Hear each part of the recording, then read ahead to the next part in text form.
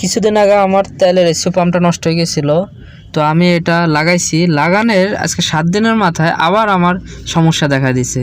আমার গাড়িটির তেলে চলে না। এখন পরে দোকানে নিয়ে আসলাম, ওরা বলতেছে আপনার এসিও পাম্পটি খারাপ হয়ে গেছে। তো এখন আমি আবার নতুন একটা এসিও পাম্প লাগাচ্ছি, দেখতে পাচ্ছেন মিস্ত্রি ভাই কাজ করতেছে। পুরান পাম্পটি ফালাই দিয়ে এখন নতুন পাম্পের ফিল্টারটি লাগাচ্ছে। তো আসলে কি বলবো, 2200 টাকা দিয়ে এর আগে এই পাম্পটা লাগাইছি, কিন্তু এখন আবার সমস্যা দেখা দিছে। গাড়ি ভাই একটা যন্ত্রণা, বিশ্বাস করেন। আজকে এটা নষ্ট হয়, কালকে হেডা নষ্ট হয়, মানে পাগল হয়ে যাবো গাড়ির কাম করাইতে করাইতে। তো সমস্যা হইলে কি হয় কোন? তেলের ওই দিন চেঞ্জ করলাম, অন্য গাড়ির তেলে চালাইও নাই। এই 1 সপ্তাহ ভিতরে মনে করেন পাম্পটা নষ্ট হয়ে গেছে। এখন আবার নতুন করে এই যে পাম্প লাগাইতে আসি। তো এরকম হইলে কেমন হইব কন? মানে বিশ্বাস করেন আর ভালো লাগে না, মানে কি কমু। দেখি নতুন এটা লাগাইতে আসি, কি অবস্থা দেখা যাক। আসলে এগুলা অনেক সময় নষ্ট হওয়ার কিছু কারণ আছে, সেটা আজকে আপনাদেরকে বলে দিই ভিডিওটার মাধ্যমে। সেটা হচ্ছে আপনার তেলের ট্যাঙ্কিতে যদি অনেক পরিমাণ কার্বন জমে যায় বা মরিচা পড়ে যায়, তখন আপনার আস্তে আস্তে এই পাম্পটা নষ্ট হয়ে যাবে।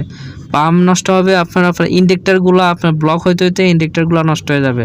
আবার হচ্ছে দেন আপনার ট্যাঙ্কি যদি ফুল খালি থাকে, তেল যদি না থাকে, তখন হচ্ছে এই পাম্পটা জ্বলে যাবে। তখন হচ্ছে পাম্পটা জ্বলে যাবে, তখন এই কাজ করবে না। এই পাম্প নষ্ট হওয়ার কিছু কিছু কারণ হচ্ছে এটা। যেহেতু এটা ইলেকট্রিক জিনিস, বুঝতে পারতেছেন, যেহেতু ইলেকট্রিক জিনিস, সেখানে কিছু নিয়মকানুন তো অবশ্যই আছে, এটা আপনারা জানেন। তো এটা পাম্পকে ভালো রাখতে হলে অবশ্যই আপনার তেলের ট্যাঙ্কিকে পরিষ্কার রাখতে হবে। তেলের ট্যাঙ্কি পরিষ্কার রাখতে হবে, তাইলে আপনার এই পাম্পটা, তেলে যে এসিও পাম্প আছে, এই পাম্পটা তখন ঠিক থাকবে। ঠিক আছে? তো আমাদের পাম্পটি ফিল্টারের মধ্যে লাগানো শেষ, দেখতে পাচ্ছেন। এখানে এখন কত হচ্ছে, আমার যে তেলের কাঁটাটা, এইটা কাঁটাটা সমস্যা করে এই মিটারটা, তাই এটার একটু ঘষা দিতে আছে হাত দিয়া। দেখি তারপরে যদি তেলের কাটার যে মিটারের যে আটা, এটা যদি উঠে আরে, তো দেখা যাক কি অবস্থা। দেখি, এ হচ্ছে অবস্থা, দেখতে পাচ্ছেন। দেখা যাক।